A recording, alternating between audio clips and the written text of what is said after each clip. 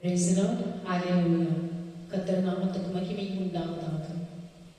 மே மாதம் 17ஆம் தேதி கர்த்தர் நம்மை இம்மட்டுமாக அழைத்ததற்காக நன்றியோடு அவரையும் இந்த நாளில், இந்த ஓய்வு நாளில், ஞாயிற்றுக்கிழமையில் நாம் அனைவரும் ஒன்று கூடி அவருடைய கூடாரத்திற்கு, ஆலயத்திற்கு நாம் உள்ளத்தின் ஆழத்திலிருந்து அவரை நாம் துதிக்கவும், ஆராதிக்கவும், மகிழ்ந்து புகழ்ந்து பாடவும், அவருடைய வார்த்தைகளை கேட்கவும், அவருடைய போஜனத்தில் பங்கு கொள்ளவும், அவருடைய ஆசீர்வாதத்தை பெற்றுக்கொள்ளவும் நாம் தூய்மையான மனதோடு மகிழ்ச்சியோடு நாம் அவரை துதிக்க வேண்டும், ஆராதிக்க வேண்டும்.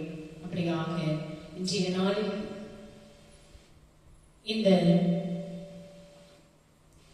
திருப்பலியில் பங்கு கொள்ளும் ஒவ்வொருவரும் ஆண்டவர் உங்களை ஆசீர்வதித்து, உங்கள் தேவைகள் ஒவ்வொன்றும் சந்தித்து, உங்களுடைய பிரச்சனைகள் எல்லாம் தீர்த்து வைத்து, நீங்கள் எதிர்பார்த்து கொண்டிருக்கும் காரியங்கள் ஒவ்வொன்றும் இரட்டிப்பாக கர்த்தர் கொடுப்பார் என்று நாம் அனைவரும் உள்ளத்தின் ஆழத்திலிருந்து நாம் அவரிடத்தில் கேட்போம்.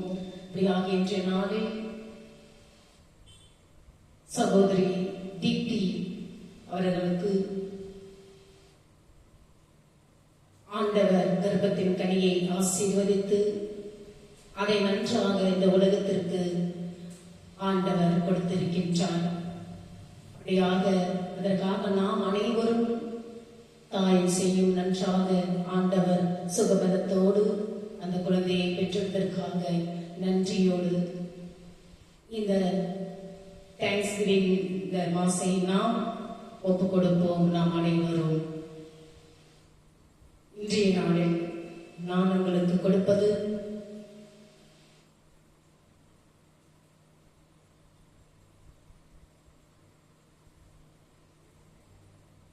ரோமர் 12ஆம் அதிகாரம் 1ஆம் வசனம். சகோதரரே, நீங்கள் உங்கள் சரீரங்களை பரிசுத்தமும் தேவனுக்கு பிரியமுமான ஜீவ பலியாக ஒப்பு கொடுக்க வேண்டும் என்று தேவனுடைய இரக்கங்களை முன்னிட்டு உங்களை வேண்டிக் கொள்கிறேன். இதுவே நீங்கள் செய்யத்தக்க புத்தியுள்ள ஆராதனை. எழுப்புதலுக்கு உணர்ச்சிகளை விட அதிக செலவாகும். அதற்கு உங்கள் நேரம், பணம் மற்றும் உழைப்பு மற்றும் பலம் தேவை.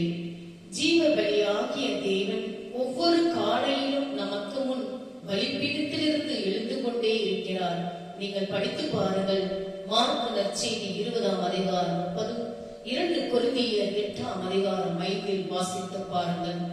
நாம் பலனை எதிர்பார்க்காமல் சேவை செய்யும் போது தேவன் நம்மை சுற்றி எழுப்புதலை தூண்டுகிறார். அதற்கான விலை கடினமானது என்றாலும் அதற்கான பலன் அவருடைய ராஜ்யம் மகிமையோடு வருவதை காண்பதாகும். படித்து பாருங்கள். கலாத்தியர் 6ஆம் அதிகாரம் 9ஆம் வசனம், கொலோசியர் 3ஆம் அதிகாரம் 23ஆம் வசனத்தில் நீங்கள் படித்து பாருங்கள். படித்து படித்து பயன்பெறுங்கள். நாம் ஜெபிப்போம். அன்புள்ள பரலோக பிதாவே, இதோ என் சரீரம், என் கைகள், கால்கள், உதடுகள் மற்றும் பலனை உம்மிடம் அர்ப்பணிக்கிறேன். உமது மகிமைக்காக என்னை பயன்படுத்தும். நான் எனக்காக வாழ்வதை நிறுத்துகிறேன். என்னை எழுப்புதலுக்கான ஒரு தீப்பொறியாக மாற்றும். இயேசுவின் நாமத்தில் ஜெபிக்கிறோம் நல்ல தகப்பனே, ஆமென். நாம் அனைவரும் இப்போது ஆண்டவரை ஆராதித்து துதித்து பாடுவோமாக.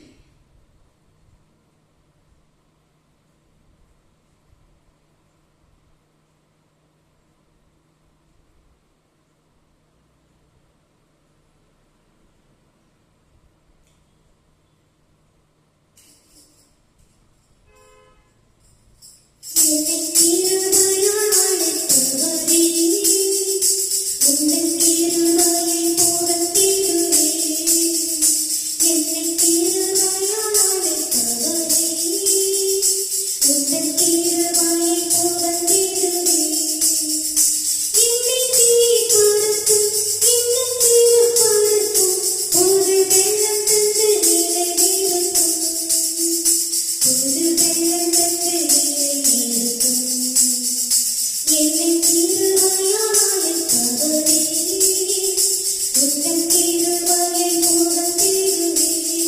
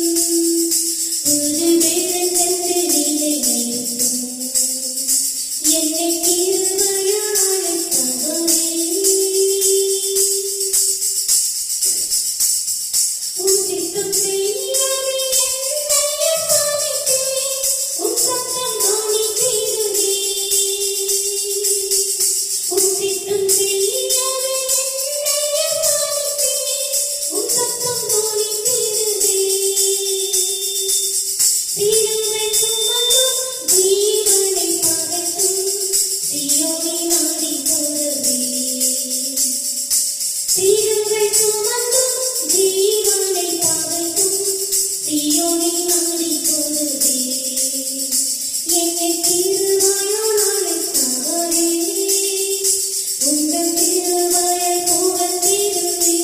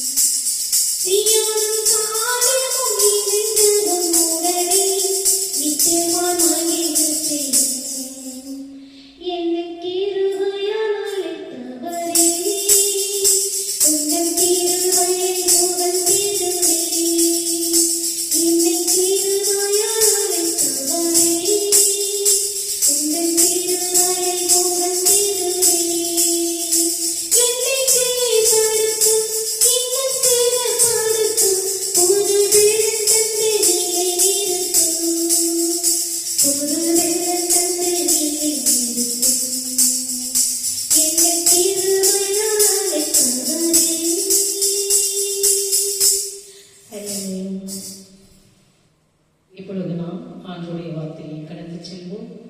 நான் ஒவ்வொரு ஞாயிற்றுக்கிழமையிலும் உங்களுக்கு நான் கொடுத்து கொண்டே இருக்கின்றேன். ஆண்டவருடைய வார்த்தையானது ஜீவன் உள்ளது, உயிர் உள்ளது.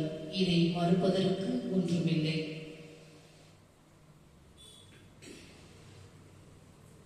நான் உங்களுக்கு ஒரு விஷயத்தை கொடுக்கின்றேன். சபைக்கு செல்வதால் வரும் நன்மைகளை நீங்கள் தெரிந்து கொள்ளாமல் ஆலயத்திற்கு நீங்கள் செல்வதில்லை.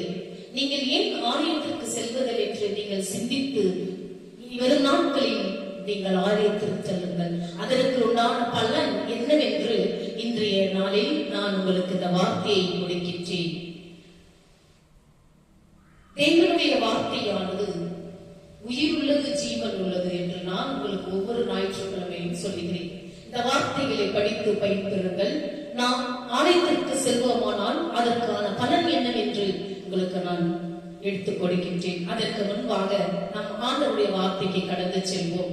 மத்தேயு நற்செய்தி 24ஆம் அதிகாரம் 32 35, மார்க்கு நற்செய்தி 13ஆம் அதிகாரம் 28 32, லூக்கா நற்செய்தி 21ஆம் அதிகாரம் 29 முதல் 33 உடைய வார்த்தைகளை கவனித்து படித்து மீண்டும் மீண்டும் படியுங்கள்.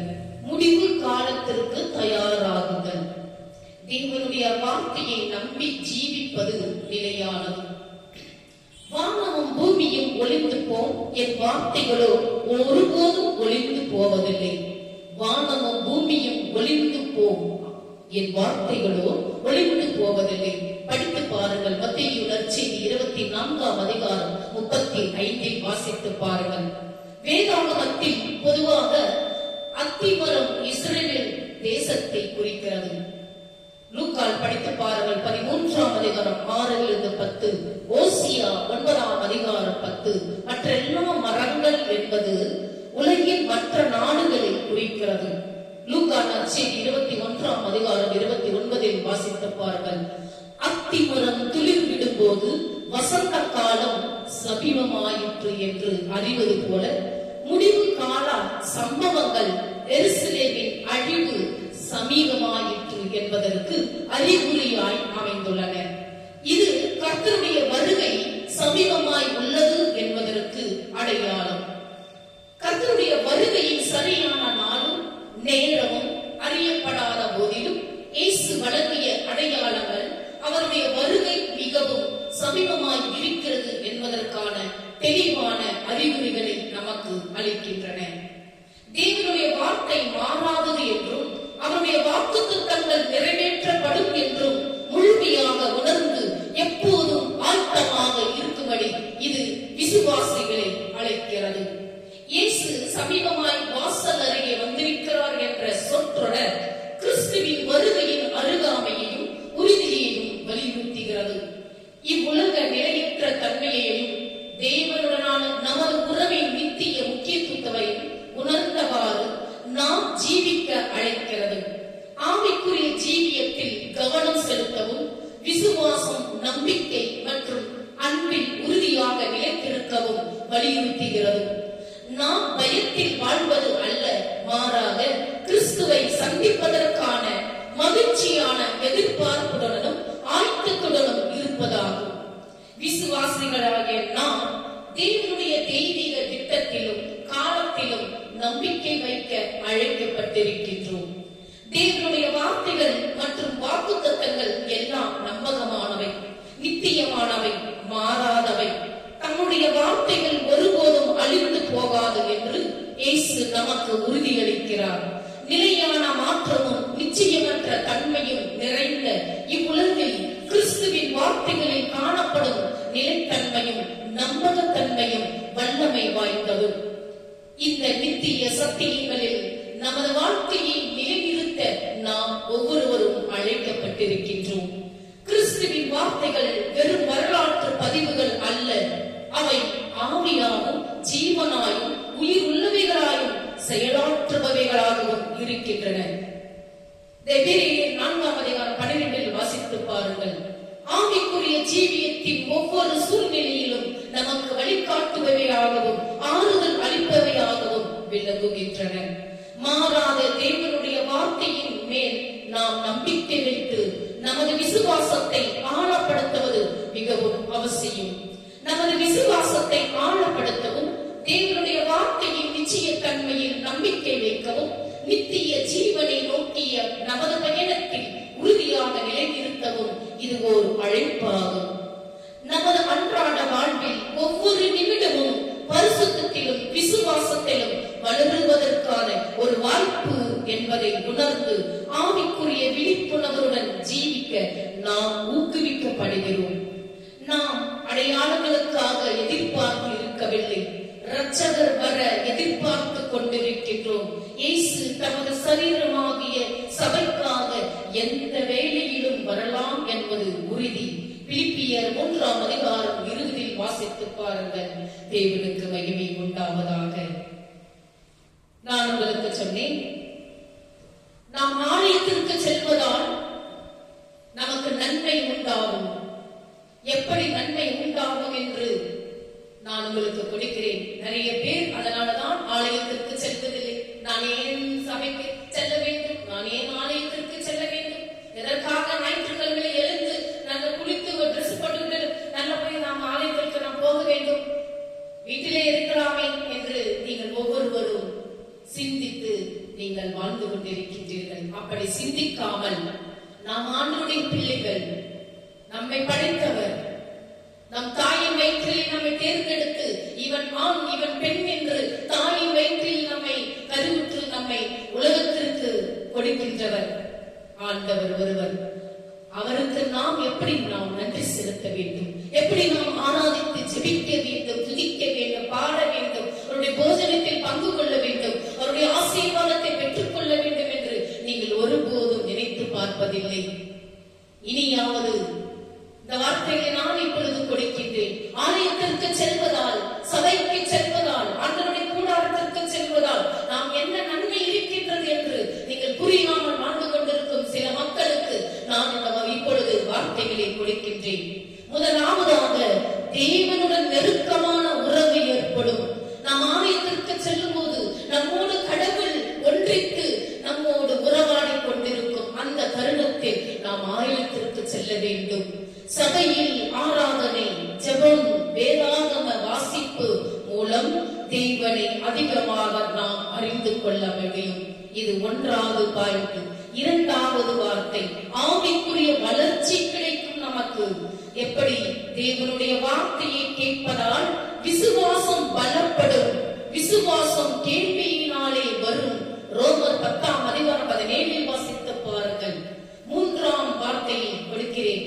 மன அமைதி மற்றும் ஆறுதல் கிடைக்கும். ஆலயத்திற்கு நாம் செல்வோமானால் கவலை, துக்கம், பயம், கஷ்டம் இருக்கும் நேரங்களில் தேவனுடைய சமாதானம் மனதை நிரப்பும். ஆதலால் நீங்கள் ஆலயத்திற்கு செல்லுங்கள். ஞாயிற்றுக்கிழமை ஓய்வு நாளை கடைபிடிங்கள்.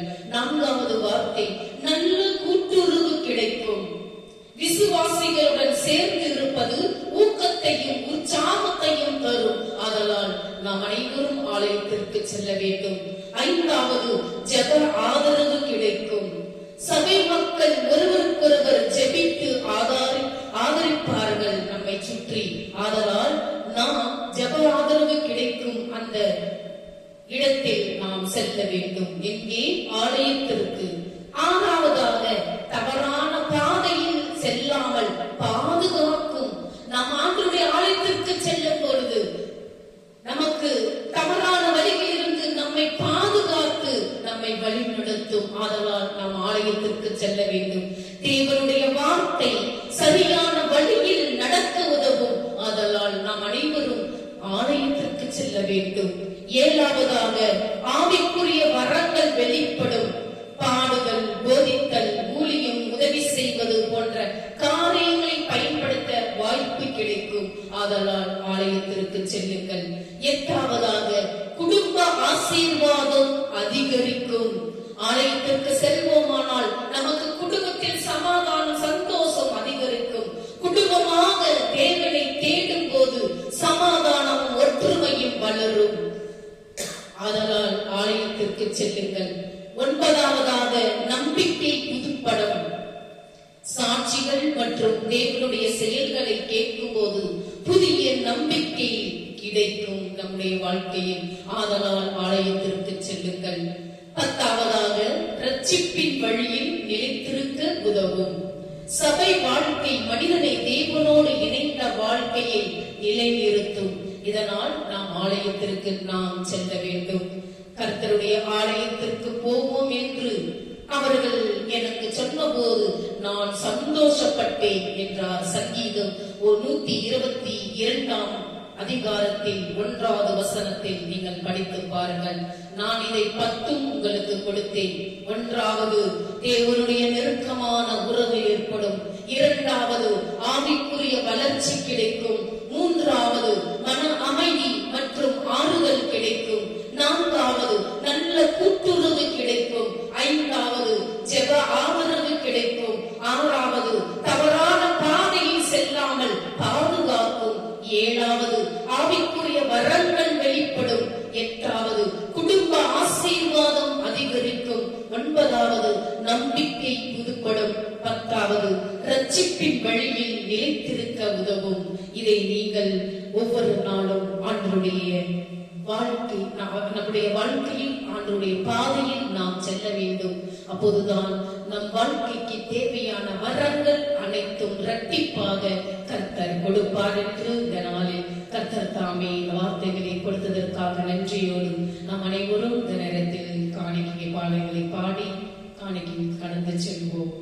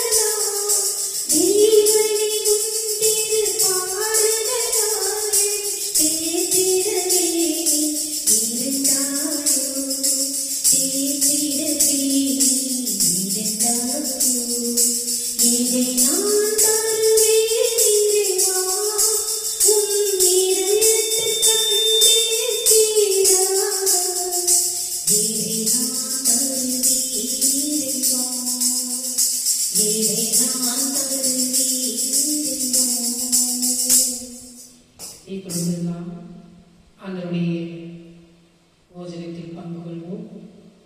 நாம் உள்ளத்தின் ஆழத்திலிருந்து ஆண்டவருடைய போஜனத்தில் பங்கு கொள்ளும் பொழுது கர்த்தர் நம் தேவைகள் நம்மை முழு மனதோடு ஆராய்ந்து அறிந்து நம் தேவைகளை ஒவ்வொன்றும் இரட்டிப்பாக கொடுப்பவர். அப்படியாக ஆண்டவரை உள்ளத்தில் உள்ளத்தின் ஆழத்திலிருந்து கூப்பிடுங்கள்.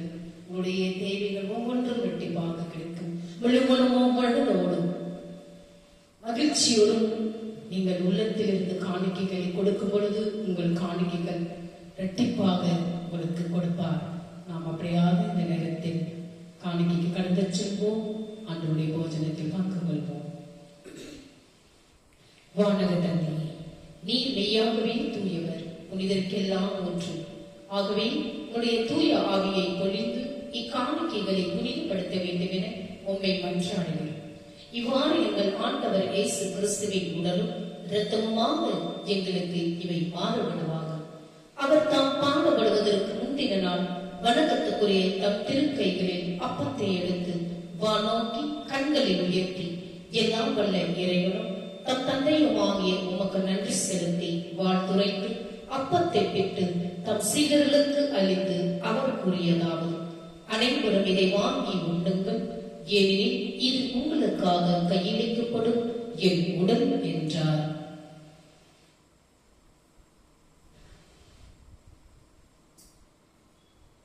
அவ்வனமே உணவருடைய பின் மகிமை மிகுந்த இக்கிண்ணத்தை வணக்கத்துக்குரிய தம் திருக்கைகளில் எடுத்து மீண்டும் உமக்கு நன்றி செலுத்தி வாழ்த்துரைத்து தம் சீடர்களுக்கு அளித்து அவர் கூறியதாவது: அனைவரும் இதை வாங்கி பருகுங்கள், ஏனெனில் இது புதிய நித்திய உடன்படிக்கைக்கான என் ரத்தம்.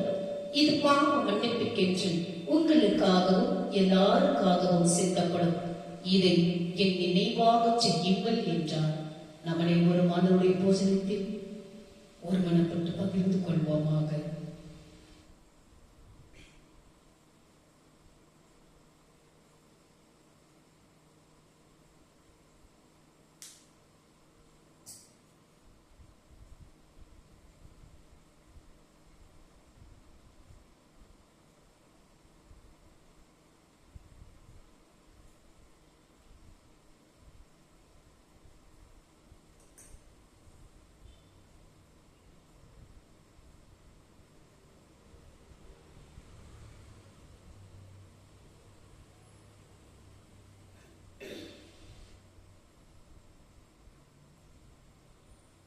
இப்பொழுது நாம் மகிழ்ச்சியோடு ஆண்டவரை துதித்து பாடுவோமாக.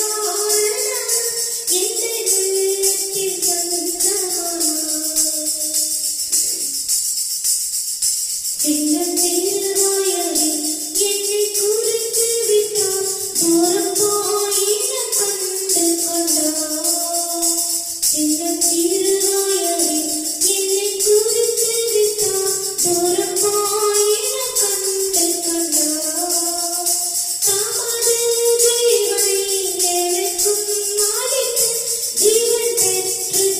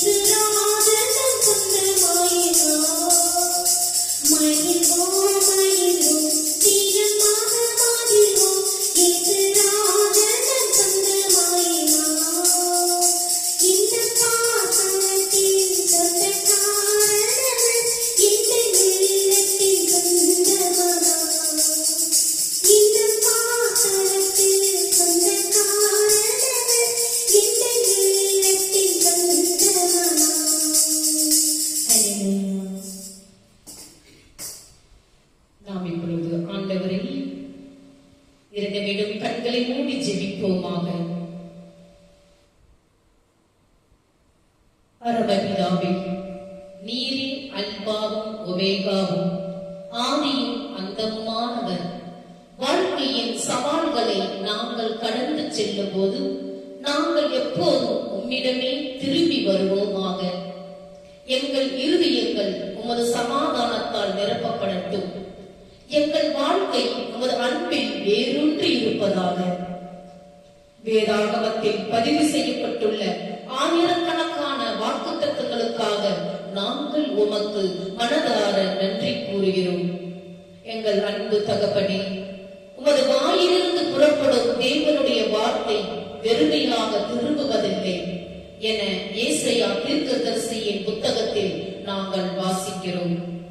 அது அனுப்பப்பட்ட நோக்கத்தை நிறைவேற்றும். ஏனென்றால் தேவனுடைய வார்த்தை இருபுறமும் கருக்கான பட்டயத்துக்கு ஒப்பிடப்படுகிறது. அது எந்த ஒரு நபரின் இருதயத்தையும், தேவனின் இருப்பை நம்பாத ஒரு நாத்திகரின் இருதயத்தையும் கூட ஊடுருவக்கூடியது. வானமும் பூமியும் ஒளிந்து போம், ஆனால் என் வார்த்தைகளோ ஒருபோதும் ஒளிந்து போவதில்லை என்று இன்றைய வேத வாக்கியம் சொன்னது போல, தீர்க்க தரிசனங்களின் வடிவில் முன்னறிவிக்கப்பட்டவை யாவும் வார்த்தைக்கு வார்த்தை நிறைவேறியுள்ளன என்பதை நாங்கள் அறிந்து உணர்ந்திருக்கிறோம். எனவே நற்செய்தியின் முன்னேற்றத்திற்கும் உமது ராஜ்யத்தின் விரிவாக்கத்திற்கும் எங்களில் ஒவ்வொருவரையும் உமது கருவியாக பயன்படுத்தபடி நாங்கள் மனமுவந்து ஜெபிக்கிறோம். இயேசுவின் அற்புதமான நாமத்தில் ஜெபிக்கிறோம் நல்ல பிதாவே, ஆமென். என் ஆத்துமாவே கர்த்தரை ஸ்தோத்திரி, என் முழு உள்ளமே அவருடைய பரிசுத்த நாமத்தை ஸ்தோத்திரி. என் ஆத்துமாவே கர்த்தரை ஸ்தோத்திரி, அவர் செய்த சகல உபகாரங்களையும் மறவாதே. கண்களை மூடி ஆண்டவரே அன்றைய ஆசீர்வாதத்தை பெற்றுக் கொள்வோமாக. நம்முடைய ஆண்டவராகிய இயேசு கிறிஸ்துவின் கிருபையும், பிதாவினுடைய அன்பும், பரிசுத்த ஆவியினுடைய அன்யோன்யம் ஐக்கியமும் நம்மோடும் நம்முடைய குடும்பத்தோடும் யாரெல்லாம் இந்த யூடியூப் சேனலை பார்த்து கொண்டிருக்கின்றார்களோ ஆண்டவருடைய வெளிச்சமானது உங்கள் மேலும் உங்கள் குடும்பத்தின் மேலும் பிரகாசமடையத்தக்கதாகவும், ஆண்டவர் வரும் மட்டும் உங்கள் மேல் சந்தோஷம் சமாதானம் என்றென்றும் நிலைத்திருப்பதாக. ஆமென். May God bless you. ஆண்டவர் உங்களை ஒவ்வொருவரையும் ஆசீர்வதிப்பாராக. ஆமென்.